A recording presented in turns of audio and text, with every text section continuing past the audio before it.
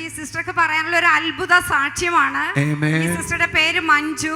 ഈ സിസ്റ്ററുടെ വിവാഹം കഴിഞ്ഞിട്ട് 8 വർഷമായി. കുഞ്ഞുങ്ങളില്ലായിരുന്നു. അപ്പൊ ഡോക്ടറെ കാണിച്ചപ്പോ ഡോക്ടർ പറഞ്ഞു ഒത്തിരി മെഡിസിൻ എടുത്തു. പക്ഷെ ഡോക്ടർ പറഞ്ഞത് ഹസ്ബൻഡിന്റെ കൗണ്ട് കുറവാണെന്ന് പറഞ്ഞു. പക്ഷെ പാലക്കാട് ചർച്ചിൽ വിളിച്ച് പ്രാർത്ഥിച്ചു. കർത്താവ് അനുഗ്രഹിക്കപ്പെട്ട ഒരു ആൺകുഞ്ഞിനെ കൊടുത്തു എന്നാണ് സാക്ഷ്യപ്പെടുത്തുന്നത്. കൈ അടിച്ചൊരു ആമേൻ പറഞ്ഞ് 8 വർഷങ്ങൾക്ക് ശേഷം മോൾക്ക് ഒരു ആൺകുഞ്ഞിനെ ദൈവം തന്നു. പ്രാർത്ഥിച്ചതാണ് വിളിച്ചത് അല്ലേ?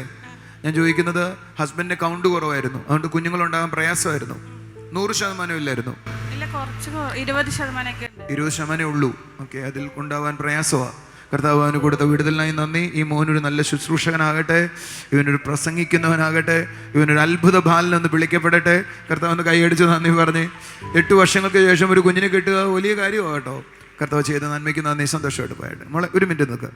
നിന്റെ ഇടത്തെ കാലിൻ്റെയും നടുവിലും നിനക്കൊരു വേദനയുണ്ട്.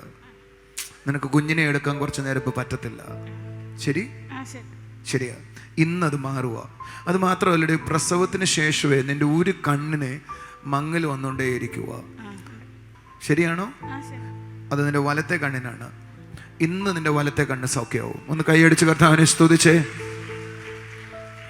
ഈ മോൾക്ക് പ്രസവം കഴിഞ്ഞ ശേഷം ബാത്റൂമിൽ പോകാൻ ഒക്കെ കുറച്ച് പ്രയാസമുണ്ട്. നടുവിനകത്ത് പ്രയാസമുണ്ട്.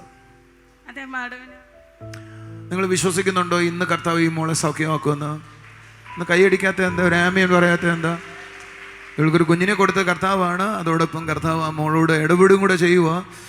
മോളെ, നിൻ്റെ 13-14 വയസ്സുള്ള സമയത്ത് നിങ്ങളുടെ വീട്ടിൽ ചില അനർത്ഥങ്ങളുണ്ടായി, വേദനിക്കുന്ന കാര്യങ്ങളുണ്ടായി. നീ 10ാം ക്ലാസ്സിൽ 9ാം ക്ലാസ്സിൽ പഠിക്കുന്ന സമയത്ത് ആ അനർത്ഥത്തിന് ശേഷം ഇന്ന് വരെ നിൻ്റെ വീട് സാമ്പത്തികമായി ഗതി പിടിച്ചില്ല. നീ ഒത്തിരി കഷ്ടപ്പെട്ട നിൻ്റെ അപ്പൻ നിൻ്റെ വീട്ടുകാർ നിന്നെ കെട്ടിച്ചു വിട്ടത് എന്ന് പറഞ്ഞാൽ നിങ്ങളുടെ അപ്പനും അമ്മയും ഒരുമിച്ച് നിൽക്കാതെ വണ്ണം നിങ്ങളുടെ വീടിനെ അവർ ആ പൈശാചിക ശക്തി കലക്കിക്കളഞ്ഞു.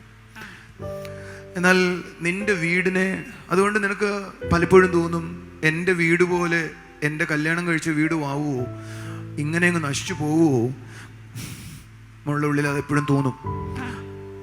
എന്നാൽ ഇന്ന് നിന്നോട് എനിക്ക് പറയാനുള്ളത്, നിൻ്റെ തലമുറയിലുള്ള ആ ശാപം നിൻ്റെ വീടിനെ വിട്ടുപോകുക. ഒന്ന് കൈയടിച്ച് കർത്താവിനെ സ്തുതിച്ചേ. എനിക്ക് ഇവിടെ അടുത്ത് നിൽക്കുമ്പോൾ എനിക്ക് തോന്നുക, ഇവൾക്ക് 14 വയസ്സ് സമയം കഴിഞ്ഞപ്പോൾ ഇവരുടെ വീട്ടിനകത്ത് അനർത്ഥങ്ങൾ വന്നു.